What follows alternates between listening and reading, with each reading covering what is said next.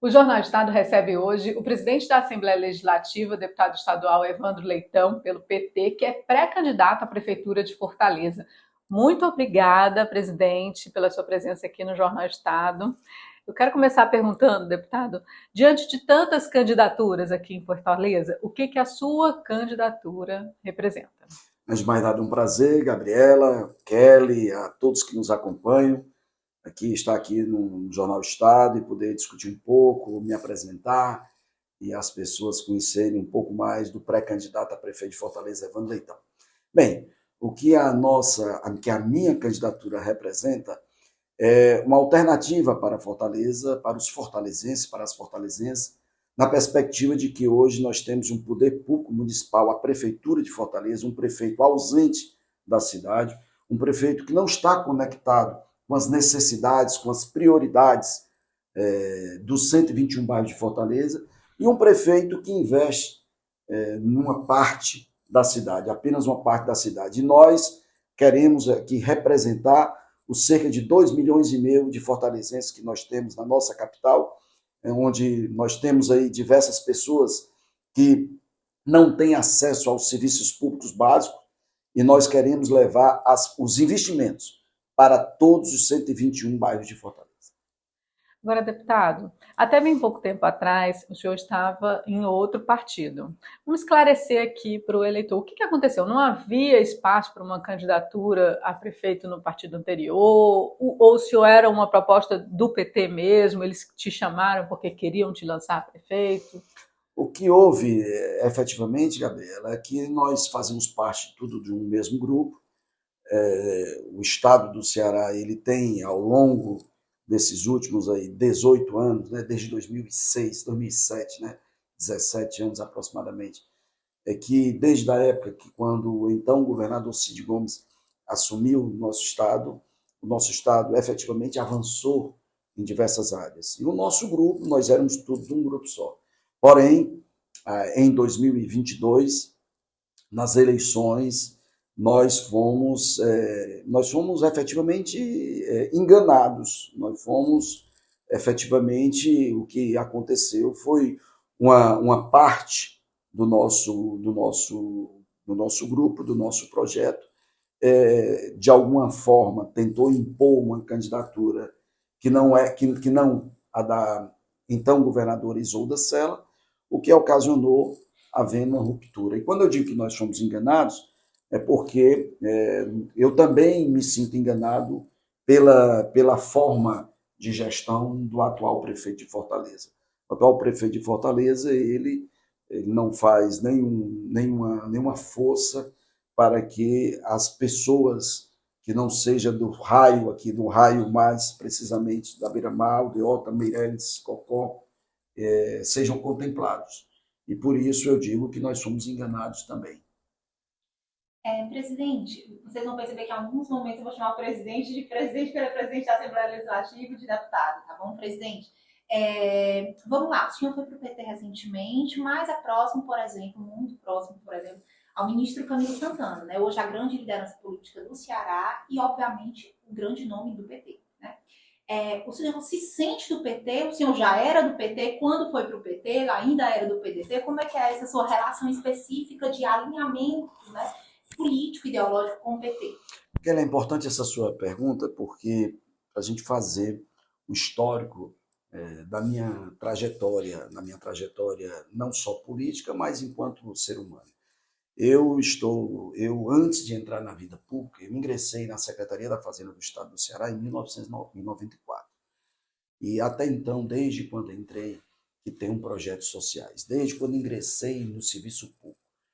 Ingressei e fui trabalhar no interior do estado, na região do Inhamuns, quando já naquela época eu tinha projeto, nós implantamos projetos sociais no Inhamuns, lá em Crateús. De lá para cá, retornei, e quando retornei, implantei um projeto social aqui em Fortaleza, na Lagoa Redonda, e depois me candidatei e, enfim, tive a oportunidade, antes de até mesmo de ser eleito deputado estadual, fui secretário de Estado, secretário de uma pasta extremamente importante, que é a Secretaria do Trabalho e Desenvolvimento Social, que hoje é a Secretaria de Proteção Social.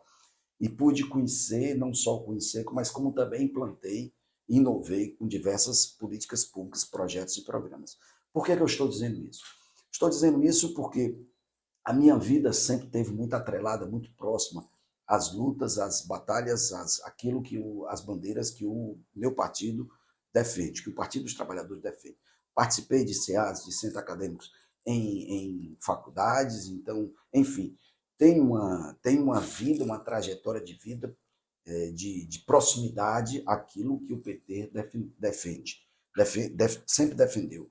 E quando depois que fui eleito deputado estadual, fui durante 4 anos, fui líder do governo do então governador Camilo Santana.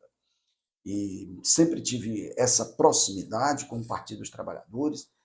Minha relação, eu posso dizer até que sempre foi até mais próxima do Partido dos Trabalhadores do que na época do meu partido da época.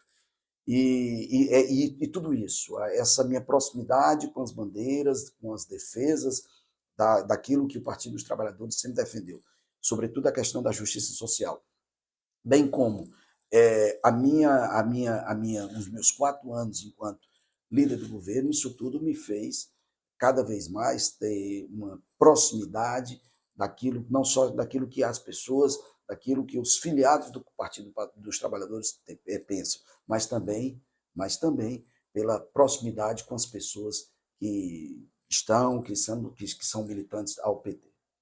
Deputado, numa eventual vitória sua, o senhor acredita que vai ter liberdade para escolher os seus secretários, implementar a sua visão de gestão, ou essa vai ser uma decisão muito mais do seu grupo político que representa ali à frente com o Camilo Santana? Também acho bacana essa sua pergunta, Gabriela, porque são extremamente importantes os apoios, as pessoas as quais estão digamos assim, de alguma forma me apresentando, que é o ministro Camilo Santana, que é o governador Elmano, que é o presidente Lula, mas eu posso dizer que cada um de nós temos o nosso DNA, e eu tenho o meu. Eu tenho o meu perfil, eu jamais irei aceitar de forma nenhuma ser alguém que vai ficar sendo manipulado para fazer isso ou aquilo. Eu represento um grupo político, eu represento um projeto, mas para além de representar um projeto, para além de representar um grupo político, eu tenho o meu perfil e a minha maneira de ser.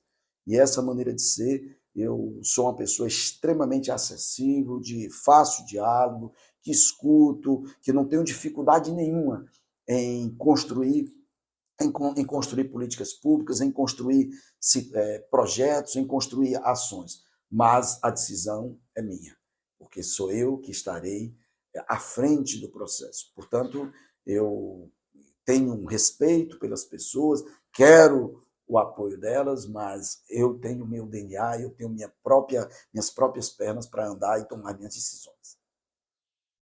Presidente, ainda falando sobre partido, como é que o senhor se sente estando no partido há tão pouco tempo, né? 7 meses oficialmente, né? Mas desbancando tantos nomes que estavam prepostos, né? O próprio Guilherme, que é presidente municipal do partido, que já ali, né, teve seu nome avantado em diversas ocasiões para ocupar esse posto, né, de prefeiturável, né? Para o senhor, dentro do partido, vamos esquecer um pouquinho a sua relação ali, o seu papel dentro do grupo político. A relação com os demais dentro do partido, como é que isso é um peso para o senhor ter desbancado tanta gente já ter chegado com essa posição de favorito? Não. Eu acho tudo aconteceu de forma natural. Eu entrei no partido e coloquei meu nome à disposição. Houve um processo democrático, esse processo democrático interno. Nós tivemos plenárias, eu me apresentei para o partido, percorri Fortaleza aí, em aproximadamente uns 25 plenárias que eu participei, me apresentando, conversando, discutindo, dialogando, e, em especial, ouvindo as pessoas. E isso aí, o que culminou depois a escolha dos nossos delegados. E na escolha dos nossos delegados, posteriormente, teve a escolha, entre os delegados, o nome. Então, eu me sinto muito tranquilo, foi um processo amplo, um processo aberto, um processo transparente, onde as pessoas participaram e eu fui o escolhido. Então, eu me sinto, tenho muita tranquilidade, me dou muito bem com todos e todas dentro do partido, não tenho nenhuma dificuldade em dialogar, em escutar, inclusive tenho feito isso agora na nossa pré-campanha. O senhor já conversou com a Luiziane Lins? Não, ela vai entrar na campanha? Não, aí eu não posso... Não conversou ainda? Não conversei com ela. Mas o senhor gostaria de ter o nome dela Claro, dentro da sua campanha? claro. Qual a contribuição que a Luiziane teria na sua campanha? A Luiziane foi prefeita de Fortaleza durante 8 anos, ela tem uma experiência, ela tem uma expertise, ela tem a liderança dela. Então, da minha parte, eu repito, não tenho nem dificuldade de escutar ninguém. E, sobretudo, uma pessoa que já tem uma experiência que pode contribuir. Agora, falando das propostas para Fortaleza, qual é a sua prioridade para a cidade? A prioridade é nós estabelecermos um amplo diálogo com a sociedade, com os fortalezenses, com as fortalezenses. Fortaleza carece, a nossa população carece de ser escutada. E aí, quando eu digo ser escutada, é uma gestão compartilhada, uma gestão onde os fóruns possam ser resgatados, os fórum da segurança, da saúde, o fórum da educação, enfim, os amplos, as demais formas de participação da sociedade. Fortaleza carece demais e primeiro nós queremos resgatar esses fóruns, queremos resgatar as escutas nos territórios, nos bairros, para que nós possamos construir, para que eu possa, junto com o meu secretariado e junto com a população, a gente possa construir uma cidade que a gente possa sentir-se mais justa, mais igualitária. Mas de que forma? Quais são as propostas efetivas? Eu tenho algo que me deixa extremamente, dentre tantas coisas, mas tem algo que nós temos que priorizar dentre tantas prioridades, que é a questão da saúde. Gabriela, eu tenho percorrido Fortaleza, eu tenho andado muito em Fortaleza e eu tenho percebido o quanto o fortalezense e a fortalezense reclama da questão da saúde, reclama da questão da ausência de médicos, reclama da ausência de remédios, reclama da ausência de profissionais de saúde, reclama da ausência das longas filas de exames, de consultas. Então, nós temos que mudar isso. E, de alguma forma, nós temos que fazer algo efetivamente. Nós temos que fazer algo com relação à nossa saúde mental, a saúde mental da população, que foi tão afetada no período, sobretudo no período pós-pandemia. Uma pessoa que se dirige a um CAPS, hoje em dia, para ser atendido, muitas vezes leva 6, 8 meses para ser atendido. Então, nós temos que fazer algo. Nós temos que fazer algo para segmentos hoje invisíveis. Hoje nós temos tantos portadores de transtorno de espectro autista e que não têm a menor possibilidade, o menor acesso a políticas públicas da administração municipal. E nós queremos, da mesma forma que nós criamos, que nós implantamos na Assembleia Legislativa, um centro, uma unidade chamada Centro Inclusivo para Atendimento ao Desenvolvimento Infantil, CIAD, onde nós tratamos lá 100 crianças, 100 jovens, entre crianças e jovens, com transtorno de espectro autista e síndrome de Down.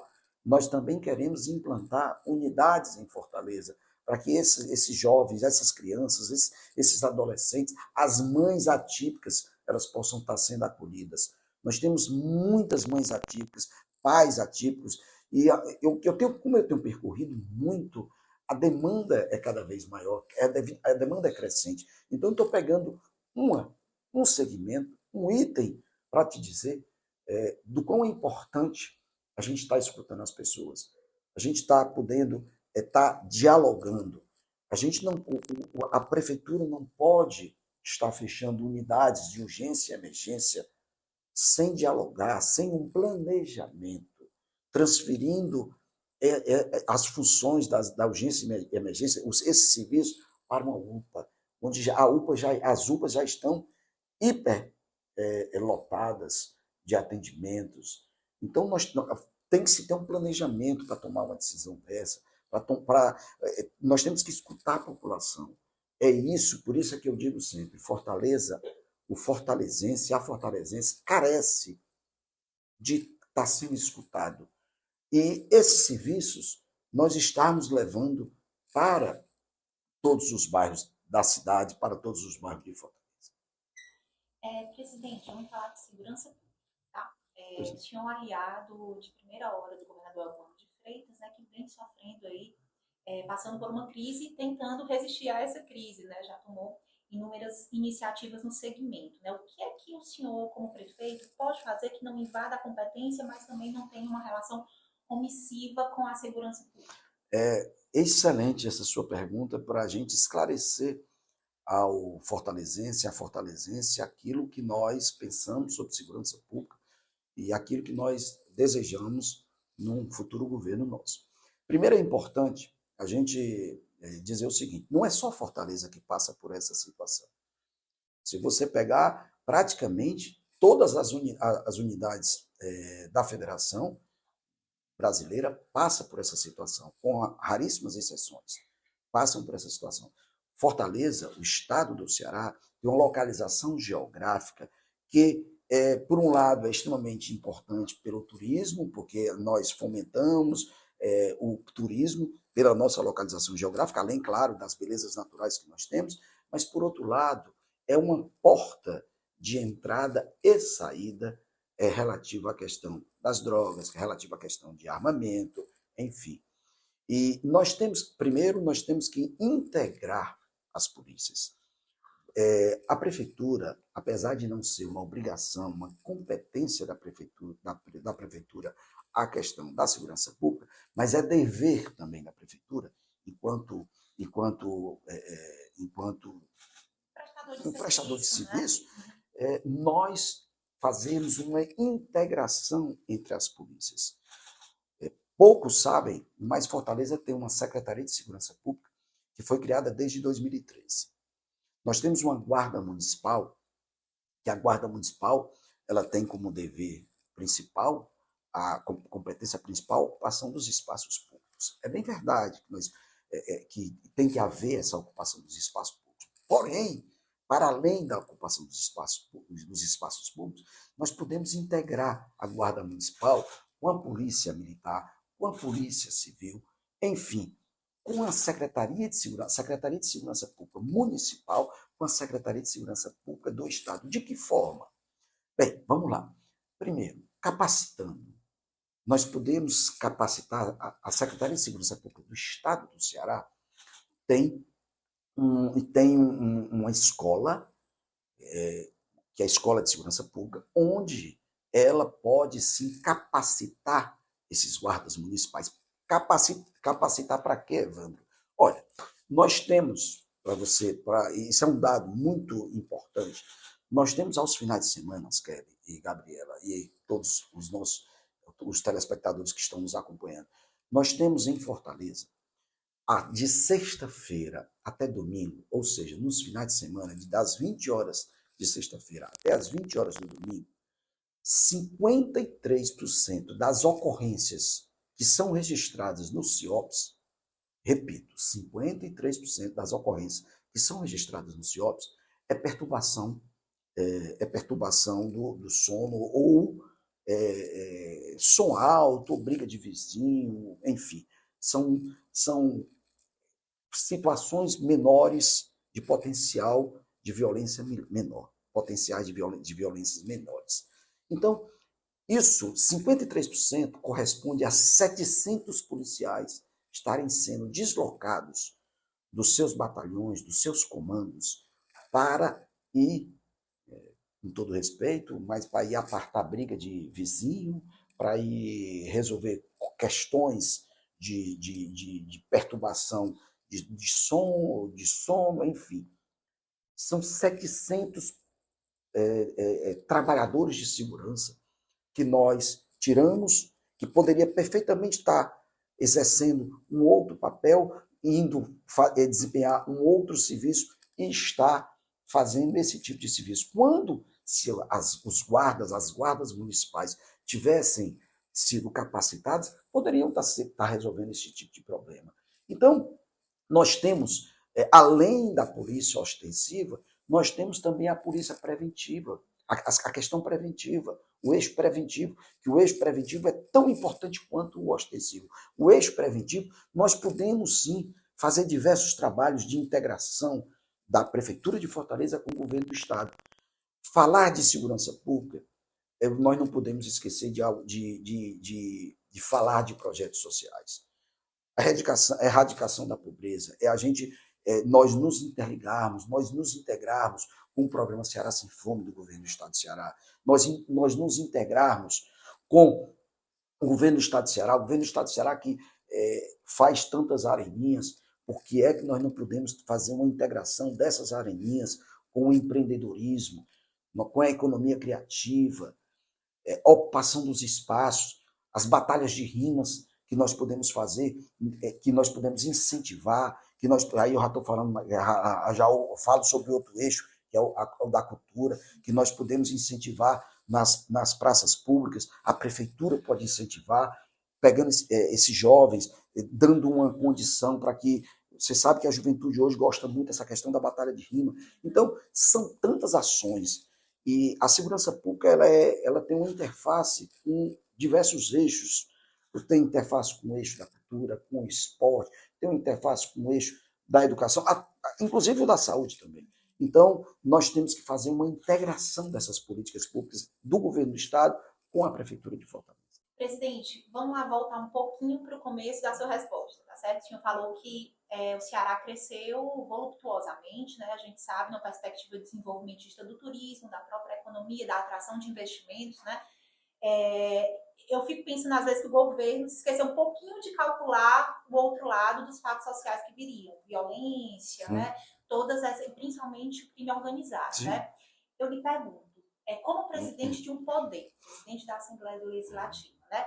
O senhor não acha que poderia ter avançado mais com essa discussão com o governo, criado, né, ter realizado audiências públicas ou mesmo CPIs, né, que uma CPI acabou fadando a não continuar do crime organizado lá na Assembleia? Enfim, eu lhe pergunto, como representante de um poder, aí não é pelo senhor ser deputado, é pelo senhor ser presidente de um poder do Estado, né?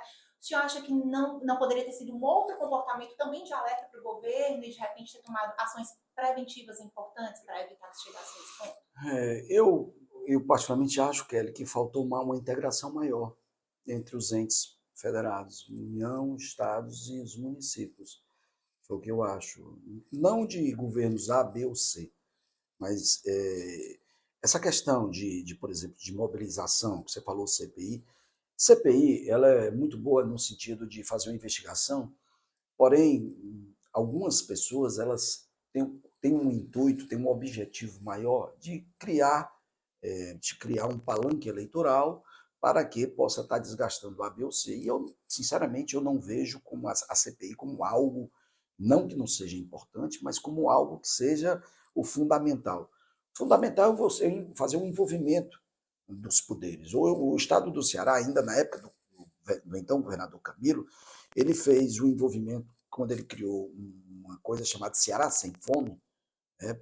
E ele colocou no Ceará Sem Fome não, Ceará Pacífico, que ele botou, além do Poder Executivo, ele botou Poder Executivo, Poder Legislativo, Poder Judiciário, Ministério Público, Defensoria, OAB, enfim, ele botou a sociedade civil. A mesma coisa agora o governador Elmano fez, onde ele fez um envolvimento de toda a sociedade civil, além dos poderes constituídos, para que se possa fazer esse enfrentamento. Na realidade, a meu ver, segurança pública é uma questão transnacional. Hoje você tem uma pessoa lá do outro lado do mundo, lá da Turquia, ligando para cá, e lá do Irã ligando para cá e dizendo o que é que a organização criminosa tem que fazer ou deixar de fazer.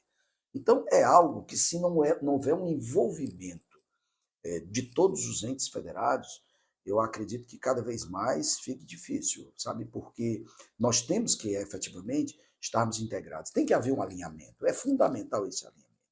O alinhamento de um governo federal, o alinhamento dos governos estaduais e o alinhamento dos governos municipais, para que a gente possa efetivamente estar obtendo resultados concretos, né? Você vê que nós temos aqui no estado do Ceará, um estado com 184 municípios, mas é um estado que tem, apesar de não ser tão grande, né, mas é um estado pobre, um estado do semiárido nordestino, um estado que tem 2,1%, 2,2% do PIB brasileiro, mas com um estado que ainda carece, apesar dos avanços que nós tivemos, em especial na nossa educação, mas é um estado que ainda carece de muita coisa. Um estado que já avançou bastante, avançou muito. Nossa rede pública da saúde é uma rede pública. Se nós não tivéssemos essa rede pública, nessa pandemia que aconteceu alguns anos atrás, nós não teríamos, nós teríamos saído ainda numa condição ainda pior. Você acha que essas lacunas que o senhor pondera, que nós temos ainda históricas geograficamente, né? Elas pesam, por exemplo, para o surgimento de novas facções. Saiu na semana passada o Anuário da Segurança Pública de 2024 com os dados de 2023. Maranguape, 8ª cidade mais violenta do estado e, segundo o próprio Anuário, no texto, uma das justificativas é o surgimento de uma nova facção criminosa, né? Então, eu lhe pergunto, mais violenta do país, né? Mais disputa do país. Vamos lá. Aí, isso tem muito a ver com a questão da justiça social. Fortaleza é a primeira cidade do Nordeste no PIB, ou seja, nas riquezas que são produzidas em nossa capital. O maior PIB do Nordeste é de Fortaleza. E, em contrapartida, é a terceira cidade mais desigual do Nordeste, de maior desigualdade social. Então, nós não podemos fazer uma avaliação de segurança pública de forma pontual, olhando os dados dos crimes violentos, letais intencionais, de uma forma fria. Nós temos que fazer uma análise de uma análise conjuntural, sociológica. É importante que se faça análise da questão ostensiva, da questão dos crimes, é importante que você tenha um dado, mas é importante também que você faça uma análise uma análise sociológica de Fortaleza. E se se a gente for fazer essa análise sociológica, você vai ver o quanto Fortaleza é uma cidade desigual. Você vai ver, você vai pegar, vou te dar um dado que é interessante, praticamente todos os equipamentos da cultura do nosso estado, daqui de Fortaleza, eles são centralizados aqui na Regional 12. Praticamente todos os equipamentos da cultura. E a população, o restante da população que não habita aqui na Regional 12, aqui no centro, no Moura Brasil. E aí? Então, nós temos situações, a meu ver, os investimentos que estão sendo feitos em Fortaleza, está havendo uma inversão de valores. No que sentido? Vamos lá. Eu não tenho nenhuma dificuldade, não sou contra os investimentos que são feitos aqui na Beira-Mar. Acho até que deve ter esses investimentos, tem que acontecer. Até porque a Beira-Mar é um cartão postal nosso. A Beira-Mar é um cartão postal que a gente tem que explorar. Mas é tão importante quanto a Beira-Mar é nós fazermos investimentos também nos demais bairros de Fortaleza, em especial, sobretudo, nos bairros mais afastados. Se você for aqui no Alto da Paz, que faz parte aqui do Serviluz, aqui perto aqui do Mucuripe, se você for lá, você vê o amontoado de lixo que tem lá. Aliás, Fortaleza está com 1.200 pontos de lixo. O atual prefeito criou uma taxa, dizendo ele na época que estava sendo obrigado a criar aquela taxa. Não é verdade. Ele não estava sendo obrigado a criar aquela taxa. O que a lei diz é o seguinte, que a prefeitura tem que ter sustentabilidade econômica. Ora, sustentabilidade econômica não quer dizer que você vai ter que criar uma taxa, não. Basta você tratar com eficiência os recursos do erário, os recursos dos cofres públicos, do cofre público. E aí ele cria uma taxa, onde essa taxa já arrecadou mais de 170 milhões de reais desde a sua criação, e a cidade continua mais suja. E aí eu quero até também me dirigir para todos os fortalezenses que estão aqui nos acompanhando nesse momento. Eu irei acabar com essa taxa. Essa taxa do lixo eu irei acabar. Quando assumir, vou enviar para a Câmara Municipal uma mensagem nesse sentido. Porque o que nós estamos precisando, o que Fortaleza está precisando, é de um prefeito, primeiro, que esteja conectado, ouvindo a população. Segundo, tornar eficiente a máquina pública. Tornar eficiente. O que é tornar eficiente? Fortaleza tem 12 regionais. Os atuais secretários dessas regionais não têm poder, mal têm poder para mandar capinar uma rua. Mal têm poder para mandar trocar uma iluminação. Então, nós temos que ter, primeiro, nós temos que acabar com essa coisa do cabide de emprego dessas regionais. Nós temos que fazer com que essas regionais, elas efetivamente possam trabalhar, botar pessoas capacitadas, botar pessoas que dê retorno e essas pessoas estarem próximo da população. A prefeitura tem que estar nos bairros, ouvindo as pessoas, ouvindo as necessidades das pessoas e buscando, através dessa escuta, ter diagnósticos para que a gente possa implementar políticas públicas. O prefeito, há poucos meses atrás, ele tomou uma decisão de fechar o mercado da Aerolândia. A população se revoltou. E poucos dias depois ele teve que voltar atrás dessa decisão que ele tomou. Isso é um simbolismo daquilo que o atual prefeito está fazendo em Fortaleza. Ele está tomando decisões em gabinete, tomando decisões, ouvindo 3, 4, 5 pessoas e sem escutar o principal, que são as pessoas que estão no dia a dia, as pessoas que estão lá na ponta, as pessoas das comunidades, as pessoas que utilizam os serviços públicos. E essas pessoas não estão sendo escutadas. Presidente, a gente ainda tem algumas perguntas para fazer de emprego, de saúde, de educação. Vou né? tentar ser mais breve. O senhor foi secretário de Trabalho do governo Cid. Falou da desigualdade agora. Nessa área da empregabilidade, o que te preocupa? O que é necessário fazer em Fortaleza? Foi ótimo essa tua pergunta. Na minha época, que eu fui secretário de 2011 a 2013, foi a época onde mais postos de trabalho o estado do Ceará criou, de 2011 a 2013, quando eu fui secretário do Trabalho e Desenvolvimento Social, onde eu estimulei programas. Vou te dar um programa. Eu implantei um programa chamado CITs. O que são os CITs? Eu implantei 7 CITs em Fortaleza. São Centros de Inclusão Tecnológica e Social. Esses CITs, que tem alguma coisa, lembra um pouco, mas com um viés mais para a empregabilidade, lembra um pouco os CUCAs. Os CUCAs que foi criado pela Luiziane.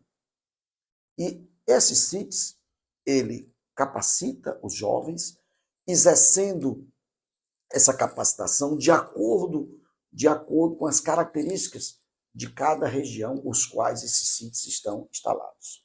Nós capacitamos, fazíamos uma integração dos CITs com o IDT e, após a capacitação, nós enviávamos para o IDT já inserir no mercado de trabalho. Se não assim, com a questão do empreendedorismo. Eu criei, na minha época, inclusive tem até hoje esse programa, eu criei um programa chamado Criando Oportunidades. Esse programa, você capacitava e, ao final da capacitação, você dava um kit de acordo com de acordo com o curso que a pessoa estava fazendo, você dava um kit para que a pessoa iniciasse o seu próprio negócio. Vou dar um exemplo. Tinha uma turma lá de 25, 30 pessoas fazendo um curso de corte de cabelo. E aí esse curso durava algo em torno de 60 dias. Após o término, a pessoa recebia o seu próprio kit para iniciar o seu próprio negócio, para empreender, colocando o seu mini salão para começar a gerar a sua renda. Da mesma forma, mecânica de motos, a gente dava um kit de mecânica de motos para aqueles que queriam seguir nessa carreira. Enfim, doces e salgados, e aí um sem número de cursos que a gente fez. Então, o que o Fortaleza está precisando é apoio à nossa juventude, sobretudo a nossa juventude, porque nós temos aí um número bastante expressivo de jovens que nem tem, é o neném, que nem estuda nem trabalha, mas que precisa estar sendo visto. Essas pessoas não podem se tornar invisíveis para o poder público, porque senão elas deverão ser um potencial instrumento para entrar aí no crime organizado ou algo parecido. Então nós temos que, o governo do estado tem um programa extremamente importante chamado Ceará Cred. O Ceará Cred já desde a sua criação ano passado até os dias de hoje já um número considerável de cearenses já conseguiram o crédito do Ceará. Algo em torno de 61 milhões de reais já foram de cearenses que tiveram acesso ao crédito para colocar seu próprio negócio. Nós podemos também fomentar o empreendedorismo das mulheres. Enfim, nós temos tantas coisas para fazer. Nós temos que fazer uma requalificação da Monsenhor Tabosa. Monsenhor Tabosa não pode ficar do jeito que está. O poder público municipal simplesmente com os olhos fechados. Nós temos que fazer uma requalificação da Monsenhor Tabosa, nós temos que fazer uma requalificação do centro da cidade. Enfim. Presidente, eu ouvi dizer, o senhor contar para a gente aqui em primeira mão, quem é PSB ou PSD sua vice? Não, a gente ainda está discutindo, nós temos até o dia 5 de agosto para as nossas convenções. A nossa convenção deverá ser ainda, e nós temos ainda uma data ainda a ser marcada, mas até o dia 5. Provavelmente dia 2 ou 3 ou 4. E até lá nós estamos conversando, nós temos aí o PSB com bons quadros, nós temos o PSD com também bons quadros. É diferente, Kelly, do que aconteceu no passado, né? Quando você queria ter eu quero ter uma mulher como vice, mas eu quero ter uma mulher porque eu acredito que... E eu sei que o senhor fez essa sinalização em janeiro. Tem uma fonte do PSB, eles disseram, o Evandro disse que queria uma mulher já em janeiro. Eu queria, é verdade. Eu quero uma mulher porque vejo, por exemplo, a atuação da minha esposa na Assembleia Legislativa e vejo o quanto é importante. O trabalho que ela está fazendo, o trabalho que ela está desempenhando, e eu tenho certeza que tem tantas mulheres talentosas, tantas mulheres que podem dar sua contribuição, e por isso quero ter uma mulher do meu lado para ajudar, e não só para compor chapa, mas também para estar no dia a dia ajudando. Na época da desincompatibilização da ex-secretária Luísa, eu lembro, acompanhando o noticiário, o senhor estava ali sinalizando muito fortemente para o nome dela. De repente se esfriou. Veio o nome da vereadora enfermeira Ana Paula, agora de Gabriela, né, deputado, seu colega na Assembleia. Né? Por que esfriou o nome de Luísa Sé? Não, na realidade não esfriou. O que acontece é que nós estamos dialogando, o que acontece é que nós estamos conversando. A gente está conversando, nós temos um marco de aliança que é feito por nove partidos. E a gente, na realidade, 10 agora. 10 partidos. Então, a gente tem que escutar todos. A gente não pode estar tomando... política é construção. Eu não vou conseguir governar uma cidade da dimensão de Fortaleza, com 2,5 milhões de fortalezenses, sozinho. Então, eu preciso construir e não impor nem nomes, nem programas, nem projetos. E o nome, nós vamos construir. O nome da Luísa é um nome muito bom, ótimo quadro, certo? Mas vamos na hora certa, no momento certo, nós vamos definir. PSB, PSD brigando pela sua vice. PT vai endossar quem foi escolhido ou o PT vai acabar indo para um lado? A gente sabe que claramente, nacionalmente, existe o projeto PT-PSD. Nós vamos construir o nome. Nós vamos construir o nome sem imposição e ouvindo os nossos aliados e tomando a decisão que for melhor para nós vencermos a eleição de Fortaleza, que não será fácil. Não, será uma eleição dura, uma eleição difícil, onde nós temos um bolsonarismo ainda muito vivo, nós temos aí o os bolsonaristas, nós temos aí uma máquina da administração municipal, onde também quer agora tirar o atraso dos 3 anos e meio que passou sem trabalhar e que agora quer construir em 3, 4 meses uma candidatura que possa viabilizar através dessas ações que ele agora está fazendo nesses últimos dias. As pesquisas, só um pouquinho, rapidinho. As pesquisas internas do seu partido apontavam o senhor mais à frente do que o senhor está agora? Como é que está? As pesquisas para a gente, nesse primeiro momento, ela não nos preocupa. O que preocupa para a gente, primeiro, foi nós construirmos esse arco de aliança de pessoas, de partidos que acreditam no nosso projeto. As pesquisas, se nós pegarmos os últimos prefeitos e governadores de Fortaleza, e você vai ver, eu vou pegar aqui o último agora, o governador Elmano começou com 4%, né, no primeiro turno. Então, isso no primeiro momento, não que isso não possa ser um parâmetro, mas nesse primeiro momento, para nós, o que vai importar é o início, é nós nos tornarmos conhecidos e nós temos um bom programa de governo. Agora, para a gente encerrar, que seus assessores já estão ali nervosos, por que o senhor quer ser prefeito de Fortaleza? Bem, primeiro eu quero dizer que eu não tenho vaidade, eu não estou atrás de título de ser prefeito de Fortaleza por ser. Segundo, eu tenho, para aqueles que me conhecem, sabem da minha trajetória. Eu não comecei agora. Eu tenho experiência no Poder Executivo, quando fui secretário de Estado durante 3 anos e conheci e implantei, inovei políticas públicas. Eu sou deputado estadual desde 2014, tive a minha primeira experiência em 2010, quando não consegui êxito, mas em 2014 tirei 70 mil votos, em 2018 fui reconduzido com 83, e agora, por último, em 2022, tirei 114 mil votos, arredondando, 103.800 e alguma coisa. E, além disso, tenho uma boa experiência como presidente da Assembleia, que fui eleito e reeleito por unanimidade dos votos dos meus colegas parlamentares, da oposição, da situação e da oposição.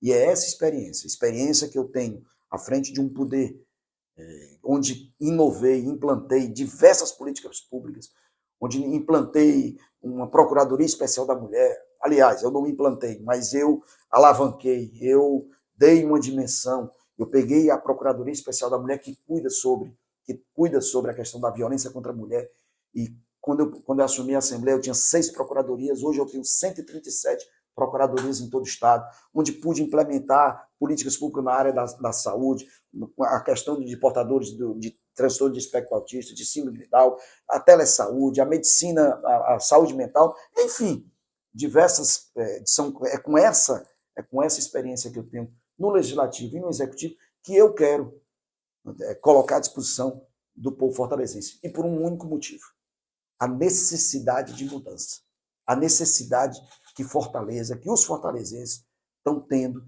de mudar, que ninguém aguenta mais a atual gestão, o atual prefeito de Fortaleza, não a pessoa física, que eu não tenho nada contra a pessoa física, mas o gestor, o prefeito. E é essa necessidade, andando, percorrendo pelos bairros de Fortaleza, pelas comunidades, pelos territórios, que eu estou me colocando por sentir essa necessidade de mudança e com a minha experiência que eu estou colocando à disposição dos meus irmãos e irmãs fortalezenses. Muito obrigada. Eu é que agradeço, Gabriela, Kelly, me coloco à disposição aí de vocês em outra oportunidade e dizer para vocês que nos acompanham, avalie a vida de cada um dos candidatos, de cada um dos candidatos. Avalie, eu tenho muita humildade para dizer para vocês que estou me colocando à disposição de vocês, porque eu não quero ser o prefeito para governar para poucos, eu quero ser um governo para governar para todos e todas. E com vocês fazer uma grande gestão.